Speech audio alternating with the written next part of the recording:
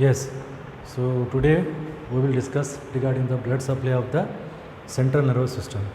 So we have studied the anatomy of the central nervous system. So now we'll see the gross blood supply to the central nervous system. And for that you will find the word circle of Willis. So circle of Willis means so the artery is because for the central nervous system that is the brain and the spinal cord, there is not a single artery.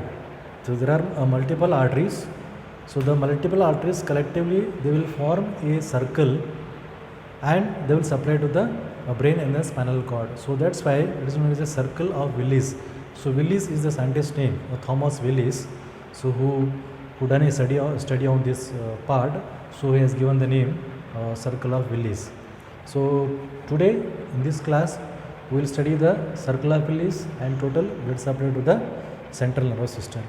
And first we should know that so blood supply of the central nervous system, the central nervous system it needs the total amount of the blood. So the total amount of the blood we know that so the one cardiac output, so there is 5 liter of blood. So among that, so 15 to 20% of the blood supply blood will be go to the central nervous system. So CNS part it needs 15% of the total amount of the blood of the whole body. Okay, then for the blood supply to the central nervous system, to study this we will make into the two parts. There are two different parts. By collectively by combining those two different parts, yeah, those two systems, there will be a formation of circle of Willis. So that we will see how it will form the circle of Willis, and then what are the major arteries which form the circle of Willis. And one more thing, the major blood vessels of the central nervous system, it is the brain and the spinal cord, where we will find so these major blood vessels will be seen, it will be present in the subarachnoid space. So we know the covering of the central nervous system, dura mater, arachnoid mater, pia mater. So among the three layers there is a space between the dura and the arachnoid and the pia. So arachnoid and the pia, that is a subarachnoid space. So within the subarachnoid space there will be an CSF. So with the CSF there will be a major blood vessels present in that CSF only. So here the major blood vessels will float in the CSF of the central nervous system.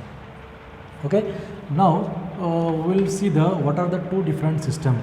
So one system is known as what is that, vertebro-basilar system, vertebro-basilar system, and second one is the carotid system. So these two systems collectively, combinedly, they will form a circle of Willis. So even the vertebro-basilar system is also known as a posterior system, and it is an anterior system. So why it is a posterior?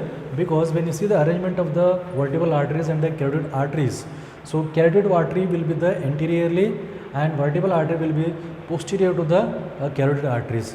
So that's why even so this can be taken as a posterior system as well as an anterior system.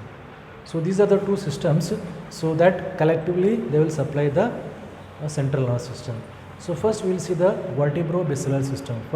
What is meant by vertebro-basilar system, how it forms, then what are the branches and where it supplies. So vertebro-basilar system, here what it contains, the vertebral artery, basilar artery. So combination of the vertebral artery and basilar artery, so there is a vertebro-basilar system. So how it forms? The vertebro-basilar system, how it forms? We know the two vertebral arteries. So vertebral artery is a branch of a subclavian artery. So we know the where is the subclavian artery? For that, so this is the your what is that, arch of aorta. This is ascending aorta, and from the arch of aorta there is three main branches. So this is your left subclavian artery, this is the left carotid artery, and this is a brachiocephalic trunk, and again it will be divided into, that is right carotid artery and the right subclavian artery. So here this is a left subclavian artery, this is a right subclavian artery. Okay, and from these two subclavian artery there will be a branch of vertebral artery. So this is a vertebral artery.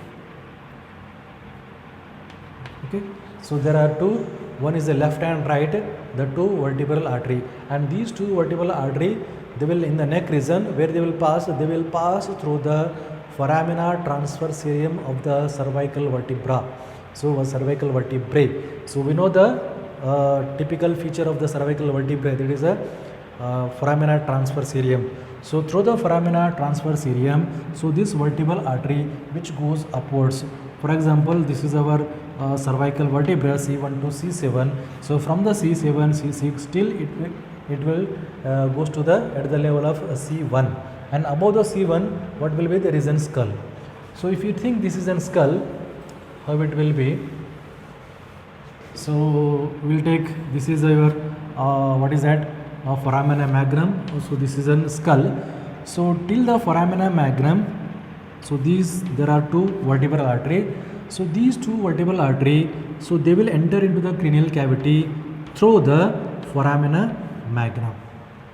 Okay, so here, so there will be a part of the neck region, the two vertebral arteries, but at the level of the foramina magnum, when it enters into the cranial cavity through the foramina magnum, so it goes to the cranial cavity part. So we know the content of the cranial cavity, the brain part. So when you find here the brain, so brain is also covered by the three layers, dura, arachnoid and the paya. So when it enters to the cranial cavity, so when these arteries are reaching to the nervous tissue, the brain part, so before that, so this artery should pierce the layers. So first it should pierce the dura mater, then it will pierce the arachnoid mater, then it will enter into the subarachnoid space where the CSF is present. So whenever the entry of the vertebral arteries from the outside, so it should pierce the dura and the arachnoid, then it will enter into the subarachnoid space. So now here we will see the central nervous system part. So among central nervous system, this is our midbrain part. So this is our pons, this is a medulla, and this will be a spinal cord. Okay, this is the midbrain. So this is junction between the midbrain and the pons, and this is a pontomedullary junction. This is medulla with the spinal cord, and then posterior to this there will be this is a cerebellum. So this is the superior part of the cerebellum. This is the inferior part of the cerebellum. This is a cerebellum. Now, so we'll see the relation of the vertebral arteries with the central nervous system. So here there are two vertebral arteries. Okay, so here is the vertebral, what is that, the foramina magnum. So through the foramina magnum, so they will enter into the cranial cavity. Then what will happen in the cranial cavity? So in the cranial cavity, so here we know that the medulla, so this is its anterior median sulcus, and this is the oleo part and the pyramid part, pyramid and the oleo, that we know that parts of the medulla. So this is a junction. What is this? Pontomedullary junction. So these two vertebral arteries, when it enters into the cranial cavity, they will go to the anterior to the medulla oblongata. This is a medulla oblongata. So they will pass to the anterior to the medulla oblongata. So what will happen here? So anterior to the medulla oblongata, so these two vertebral artery crosses and they will come closer. Then there will be an union of these two vertebral artery. So here, this is here it is, union is taking place. So there are two vertebral arteries. So these two vertebral arteries, they will come together and they will become one single artery, and that union, that junction will be taken place where? Exactly at the level of junction between the pons and the medulla. That is a pontomedullary junction. At the pontomedullary junction, these two vertebral artery, they will combine and they will become one single artery, and that single artery is continued as a basilar artery. This is a basilar artery. So this is a basilar artery. So from the pontomedullary junction, so there will be a continuation of the basilar artery that is anterior to the pons, and even it will end where it goes till the midbrain part. So till the midbrain there is a continuation of the basilar artery, and at the midbrain what will happen? There will be a terminal branch of the basilar artery. So from the here, so there will be, this is an terminal branches. So there are two terminal branches of the basilar artery. So these are the two. What are these two arteries? These are the posterior cerebral arteries. Posterior cerebral arteries. So there are two terminal branches, posterior cerebral arteries. So these are the terminal branches of the basilar artery. So these two posterior cerebral artery, they will terminate and they will go to the posterior to the midbrain. So they will take a wind up to the midbrain part. So this is the posterior cerebral artery. Now you can see from here, so two vertebral artery, they will come together and they will have formation of basilar artery, and this will end up with the two terminal artery, the posterior cerebral artery. So this picture is our vertebro-basilar system. And now we will see so what are the branches of the other branches of this vertebro-basilar system and where it supplies, in which part of the central nervous system is supplied by the vertebro-basilar system.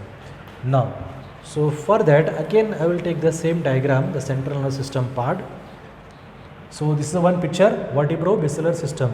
The same picture we will see here again, the midbrain part and the pons and the medulla and the spinal cord, and this is the cerebellum. So superior and the inferior part of the cerebellum. Now where it will, how it will be, this is the formation union of the two vertebral arteries, 1 and 2, and the basilar, and this is the posterior cerebral artery. Okay. Now the same diagram we will see here, branches. What are the branches? Then it's a supply. We'll start from here. So the first part, that is the lower part, a spinal cord. So what is the blood supply of the spinal cord? So for the spinal cord blood supply, there is a branches of the vertebral artery.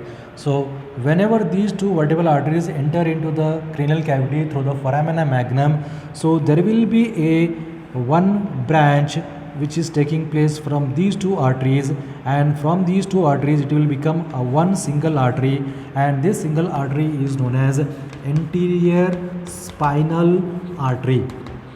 So this is the anterior spinal artery.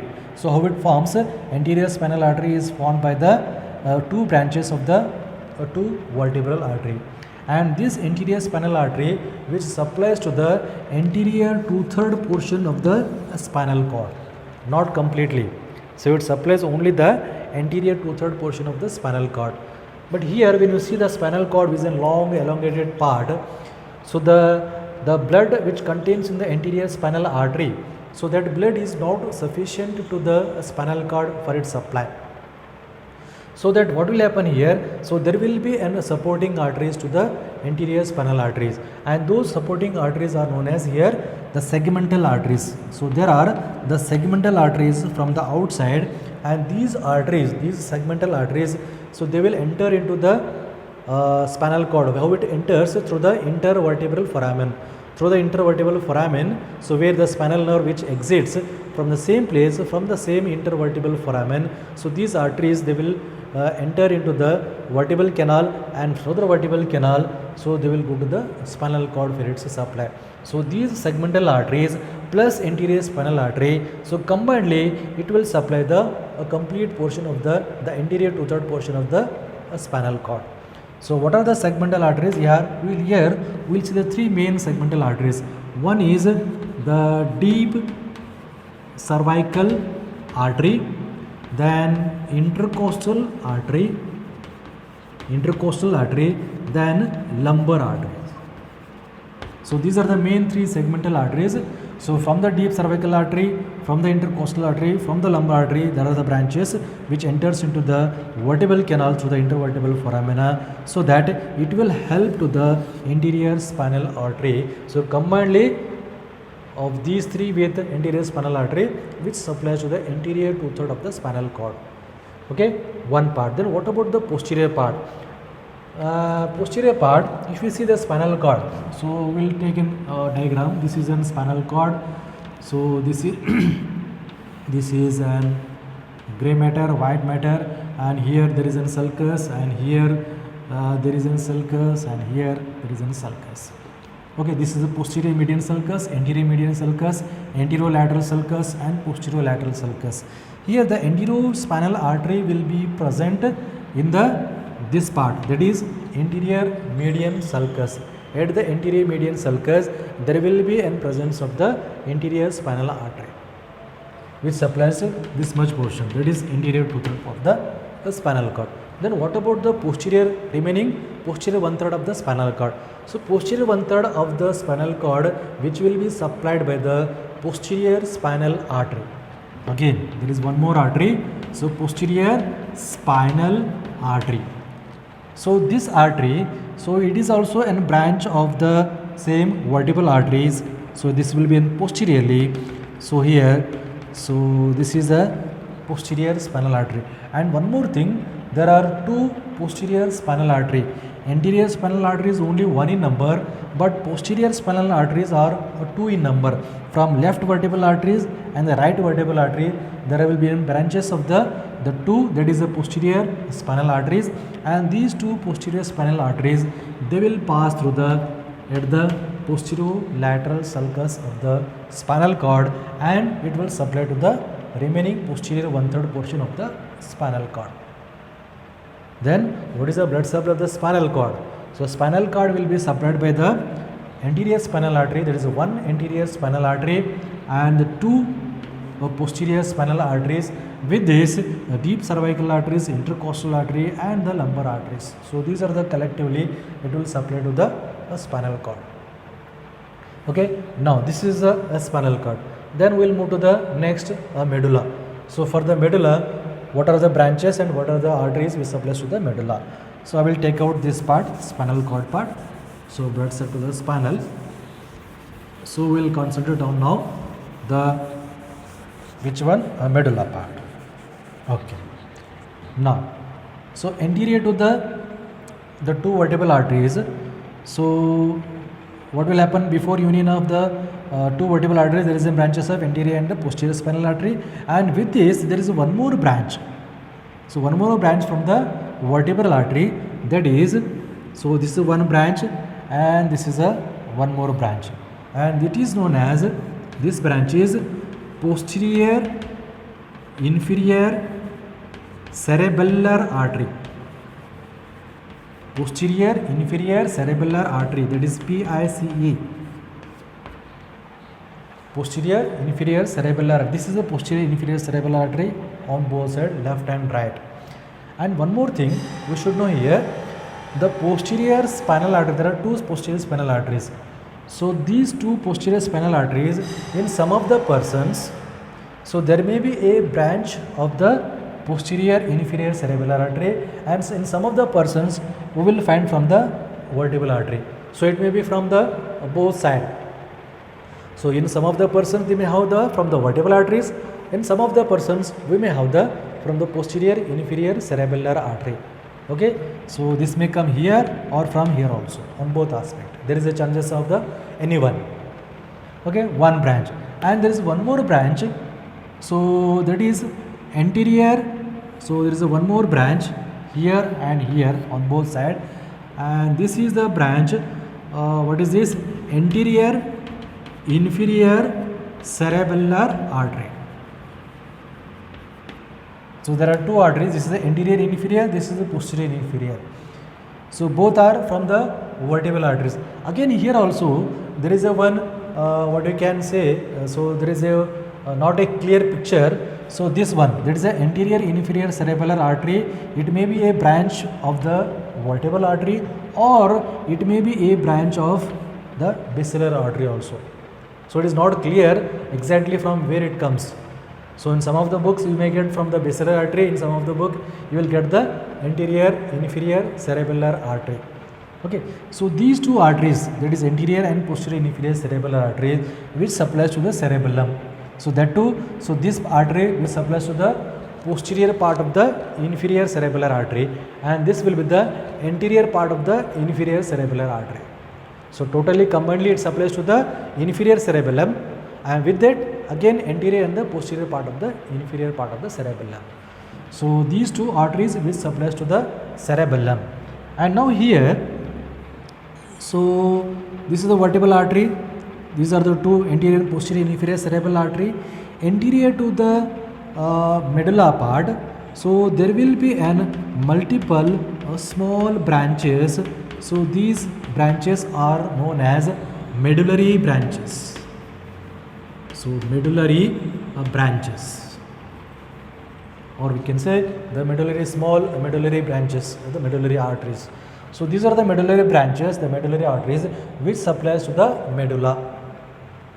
So even this medulla is also supplied by, especially the lateral part of the medulla is also supplied by the posterior inferior cerebellar artery as well as the anterior inferior cerebellar artery. So the medullary arteries which supplies to the medulla, major portion. So even the some portion, the some lateral portion, this much part and this one and here. So this lateral portion of the medulla is also supplied by the anterior as well as the posterior inferior cerebellar artery. So blood supply of the medulla, what is that? The medullary branches of the vertebral arteries, posterior inferior and anterior inferior cerebellar arteries. Okay, this is the blood supply of medulla. Then we will move to the pons.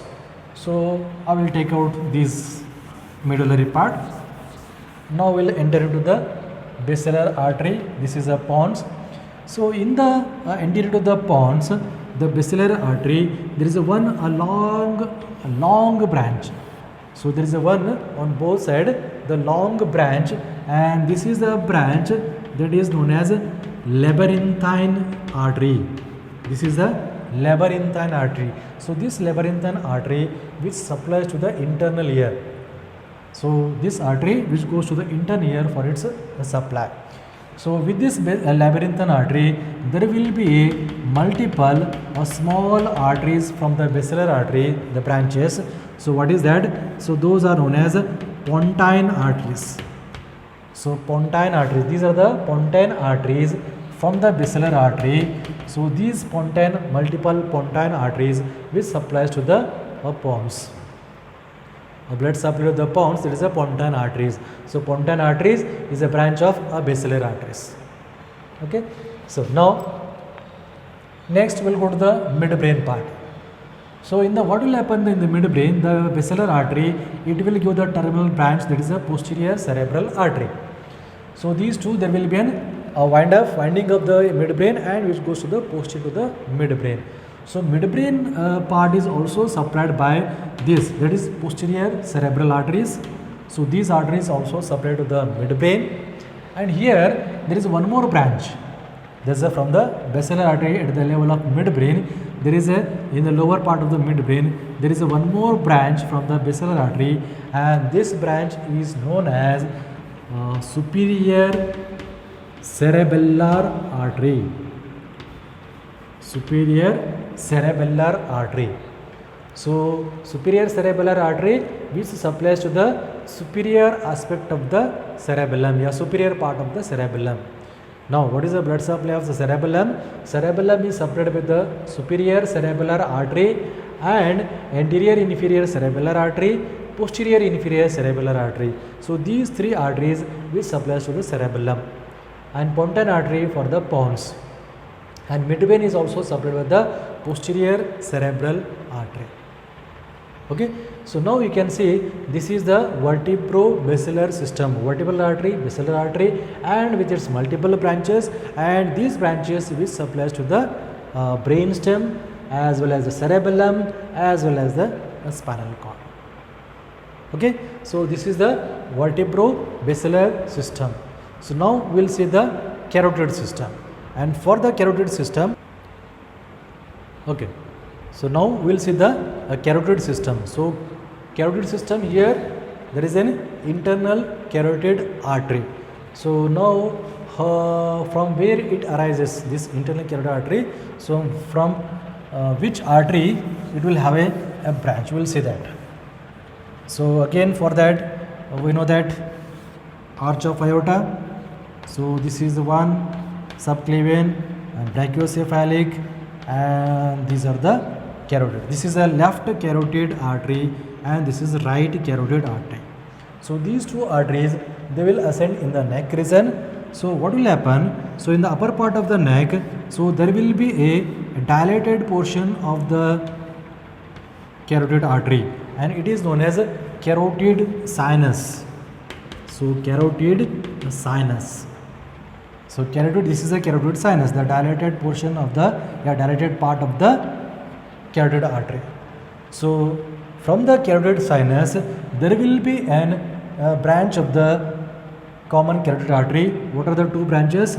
So this is the one branch, there is an internal carotid artery, and this is the external carotid artery, and same on other side also.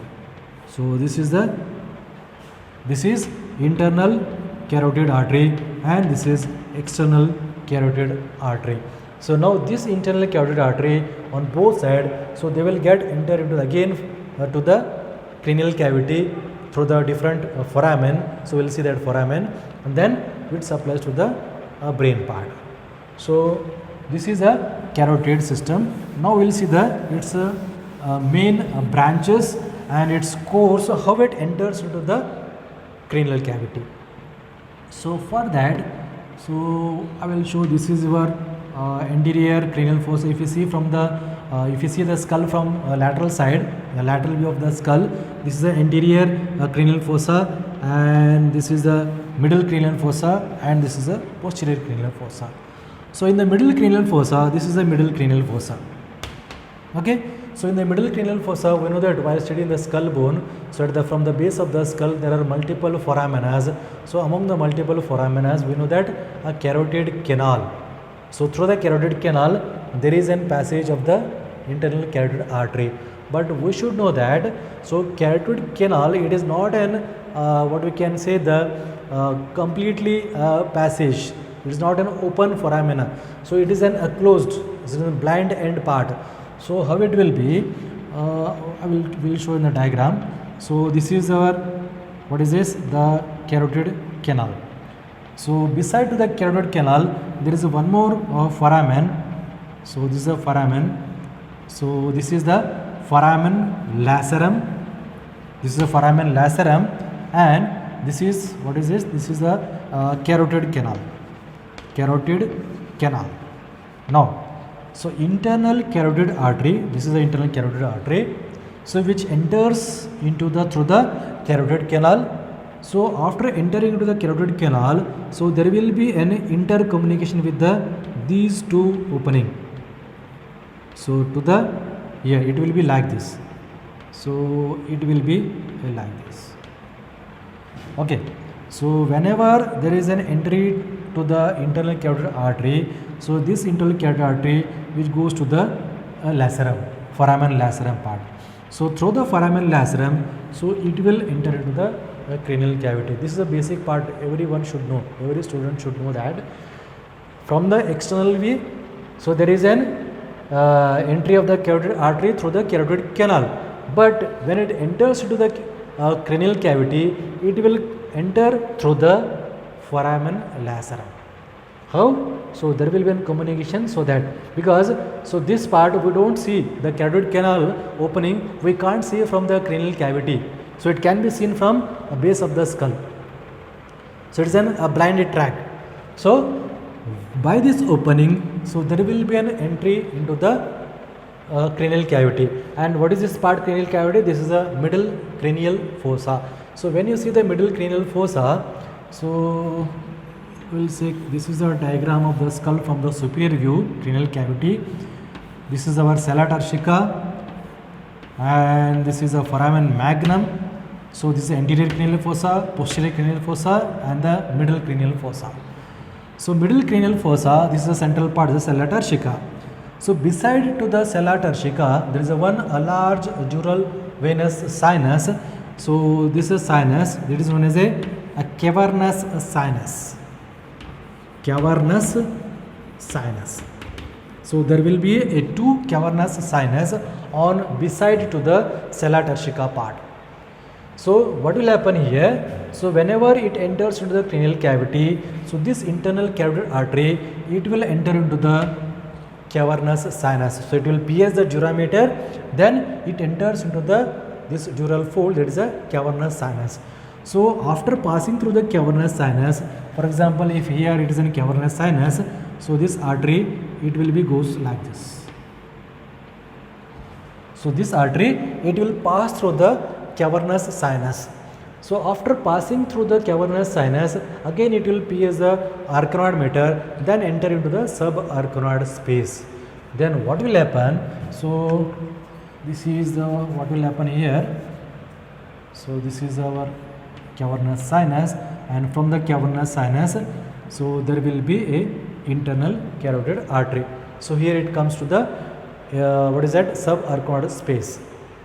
Now, so this artery, what will happen here? It will have the three branches.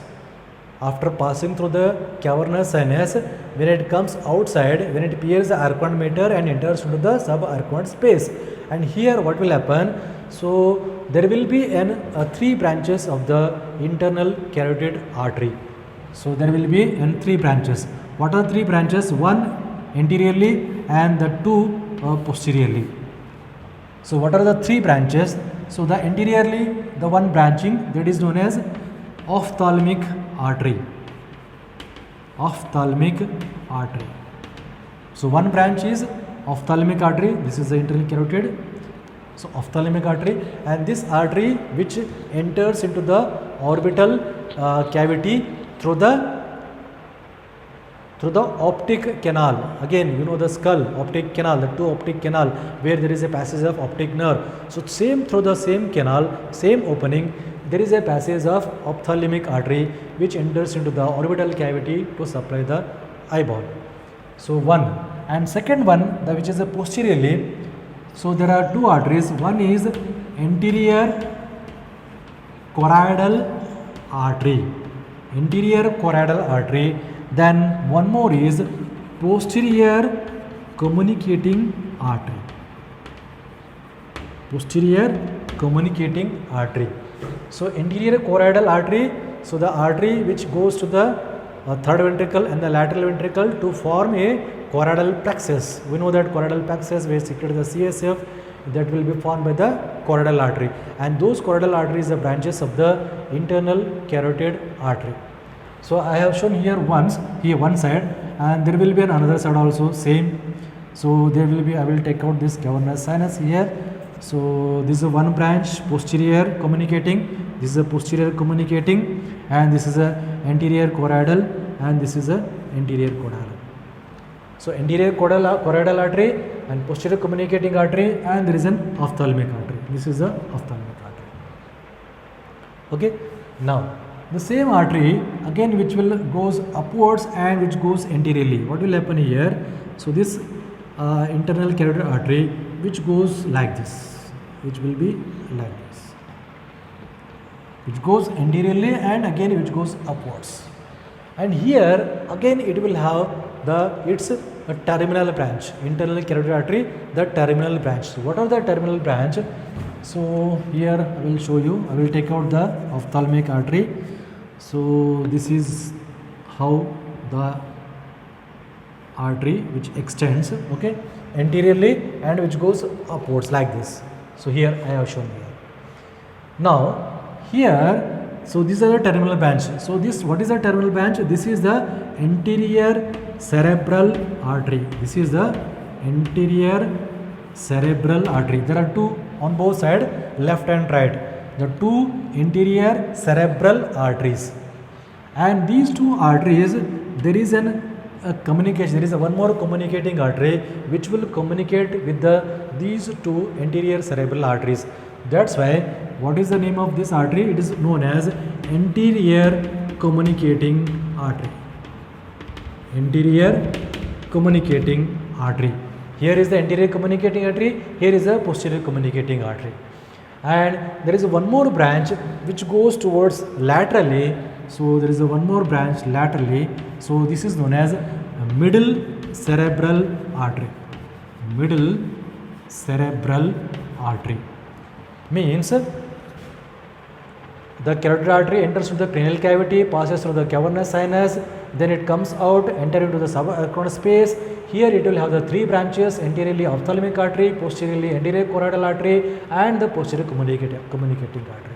Then same artery which extends upwards and which goes to the anteriorly and upwards.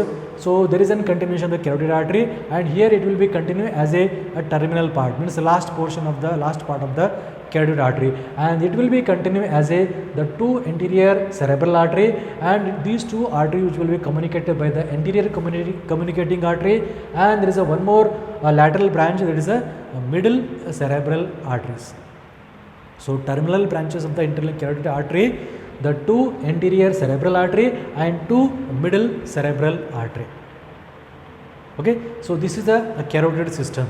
So internal carotid artery, how it comes enter into the cranial cavity, and then what will be the terminal branches of the internal carotid artery. Now we know the vertebrobasilar system, we know the carotid system. Now I will combine the both these two systems, then it will become a circle, that is known as the circle of Willis. So I will take out the diagram how there is a formation of the circle of Willis. We know that vertebral artery, and this is an combination, the basilar artery, okay, and from the basilar artery there is a posterior cerebral artery. This is our vertebrobasilar system. Then here we will see this is a internal carotid artery, left and right, okay, and there is a anterior cerebral artery, this is anterior cerebral artery, and this is anterior communicating artery, okay, and there is a middle cerebral artery, okay, and then a posterior communicating artery, this is a posterior communicating artery, okay. Now so I will make it still clear picture, it is a little bit longer, so we will make it circle properly. So this is the internal carotid artery, internal carotid, anterior cerebral and anterior communicating, middle cerebral, and this is the posterior communicating. Now you can see here, now there is a formation of circle here. So actually it is a like this. What is this? This is like this. Now you can see, so this is the circle. This is the circle. There is a formation of a circle, and it is known as circle of Willis. So how it forms?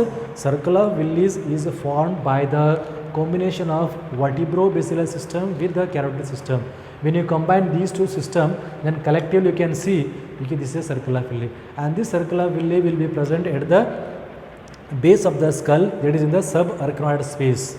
So during the dissection also we can see the circle of Willis. It's very much thin walled vessels. These are the circle of Willis. Okay. So how we know that, how there is a formation of a circle. So everyone should know that. So you can't see just diagram. So if you see the diagram, it looks there is a one artery, two arteries, three arteries. But when you combine these two proper systems, then it will automatically there will be a formation of the circle of Willis. Okay. Now we'll see the branches of these two main terminal arteries and its supply. And for this, so we are having the two arteries, that is one is the anterior cerebral artery and the middle cerebral artery, as well as posterior cerebral arteries. So we'll see these cerebral arteries, we know the name, anterior cerebral, middle cerebral, posterior cerebral. So cerebral arteries means which supplies to the cerebrum.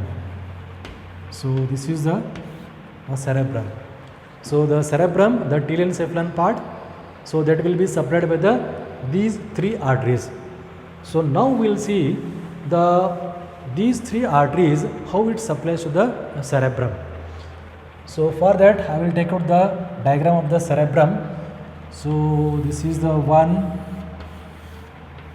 diagram. So this is what we can see, the superolateral view. So this is our central sulcus, this is the frontal lobe, occipital, temporal, and this is the lateral sulcus. Okay. And the one more diagram. So we will take out this now. So this is the one more diagram. So this is your medial surface of the cerebrum. So medial surface means we should have the corpus callosum. This is the corpus callosum, okay, and there are sulci, gyri, all these things. This is the medial surface, this is the superolateral surface of the cerebrum. Now first we will see the anterior cerebral arteries. So anterior cerebral arteries, so as I shown here, the same diagram again, we will take out this one, sella turcica, anterior cranial fossa, okay. So anterior cerebral arteries. These are the two anterior cerebral arteries. So they will go to the anterior to the cerebrum, and then what will happen? So when it goes to the anterior part of the cerebrum, then it goes towards medial surface. So medial surface, this is the anterior part. Okay, so these two arteries, the anterior cerebral arteries, so what will happen? So these two arteries, so they will go to the anterior to the cerebrum, then it will turn into the medial surface. So medial surface, where we are having the corpus callosum. So superior to that corpus callosum, this area, so there will be an branches of the anterior cerebral artery. So anterior cerebral artery, which has the so many branches, so these branches will be spread over here, that is in the medial surface of the cerebrum. And even if you see from the superior lateral surface, so these arteries, the anterior cerebral arteries, even it will go to the some portion of the superior lateral part. So this is a superior lateral part. So even these are the this much, only the peripheral part. So this much part. Okay. So this is why I will make a boundary line. So these are the anterior cerebral arteries from the superior lateral view. These are the same anterior cerebral arteries from the medial view. So most portion of the medial surface is covered by the anterior cerebral artery, and some periphery part of the superior lateral surface is having the branches of the anterior cerebral artery. Means where I have shown the diagram here, so that area is supplied with the anterior cerebral artery. Okay, or we can say the anterior cerebral artery is the artery for medial surface of the cerebrum. It is not for exactly only for medial surface, but its branches will be seen in the medial surface only. Major part will be in the medial surface only, and little bit superior lateral part. Okay, this is one anterior cerebral arteries. Then second is the lateral. Here is the middle cerebral artery. So these are the two laterally the middle cerebral arteries. So these two arteries, so this is the middle cerebral arteries. So what will happen? These two arteries, where it goes, so this is our part. Where is that? Yeah, this one. This is the lateral sulcus. So this lateral sulcus we can see superlaterally as well as inferiorly also. So here this is the temporal lobe, this is the frontal lobe. Okay. So when you take out these two, so when you separate here, this is a, if you take out this temporal lobe inferiorly and the frontal lobe superiorly, then there will becomes a gap. So this gap, this is where the lateral sulcus is there. Okay. So this artery, there is a middle cerebral artery. So through this junction between these two, through the lateral sulcus, it will pierce. Means, for example, this is our cerebrum. This is we can take the medial surface. This is the lateral surface. So this middle cerebral artery. So from the medial surface. So from the medial surface, it will pierce. It will enter into the cerebrum through the here the lateral sulcus, and then it will pierce. Then it will come outside in the lateral surface through the here in the lateral surface. So this is the medial surface, this is the lateral surface. This is the entry of the middle cerebral artery, this is the exit of the middle cerebral artery. Now, so within this cerebrum, this middle cerebral artery, so it is having the so many small multiple branches. So those are which supplies to the what we can say the basal ganglion and diencephalon part. So there is the basal cingulate, what is that, internal capsule. So basal ganglion nucleus, where it is the cingulate, which one, what is that, lentiform nucleus, chordate nucleus. So those internal structure of the cerebrum is also supplied by the middle cerebral artery. And then after exit from this part, okay, while passing this, it will have the so many branches within the cerebrum and will supply to the basal nuclei. And when it comes from the lateral sulcus, so this middle cerebral artery, so it will expand in the superolateral surface here. We can say the middle cerebral artery is the artery for lateral surface, because major portion of the lateral surface is covered by, is supplied by the middle cerebral artery. This is the second one. And third one, posterior cerebral artery. So posterior cerebral artery here. So this posterior cerebral artery which supplies to the posterior part of the cerebrum, and then which goes, this is the posterior one, which supplies to the posteriorly, and then which goes to the inferior surface of the cerebrum. So if you want to see the posterior cerebral artery, that will be seen from the posterior aspect as well as the inferior aspect of the cerebrum. So posterior cerebral artery which supplies to the posterior part, there is the occipital lobe as well as the inferior part of the cerebrum. So what we can say, for the medial surface there is a anterior cerebral artery, for the superior lateral surface there is a middle cerebral artery, and for the inferior surface there is a posterior cerebral artery. So likewise these three main arteries, that is anterior, middle and the posterior cerebral arteries, combinedly, collectively, it supplies to the complete portion of the forebrain, where there is a telencephalon as well as the diencephalon part. So we know the diencephalon, thalamus, hypothalamus, those are also supplied by the same cerebral arteries. That is, especially the diencephalon is supplied by the middle cerebral arteries. Internal part of the cerebrum is supplied by the middle cerebral artery. So likewise, so these the three means anterior, middle, posterior, it supplies the cerebrum. So here, so we have covered the blood supply of the central nervous system. So we know the blood supply of the spinal cord. So we know the blood supply of the medulla, pons, midbrain, cerebellum and cerebrum. And that is a circle of Willis. And circle of Willis is clinically is also important, anatomically is also important. So everyone should know that. So formation of circle of Willis, branches of circle of Willis, and it supplies to the circle of, where it supplies this circle of Willis, whatever the branches are there, anterior, middle, posterior, where it supplies, in which part of the central nervous system is supplied by the which artery. Okay, so here we'll close the class, and here it completes the blood supply of the nervous system.